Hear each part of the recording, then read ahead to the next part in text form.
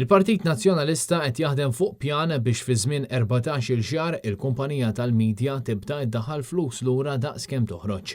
Hekk saħaq is-Segretarju Ġenerali tal-Partit Nazzjonalista Michael Piccinino f'intervista ma' The Malta Independent on Sunday.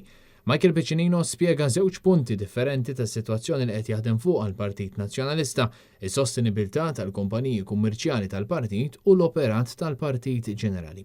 Is-Segretarju Ġenerali qal li fil-jiem li ġejjin se jkun qed jitresaq pjan għall-approvazzjoni tal-Bord ta' Media.Link li mbagħad jgħaddi għand il-fera amministrattiva tal-partit biex fl-14 il-xahar li ġejjin il-kumpanija tal-midja b'mod operazzjonali tiġi break-even.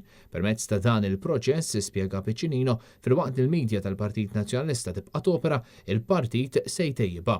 Fl-intervista mal-Independent, Piccinino qal li l-pjan għal Media.Link qed jiġi finalizzat.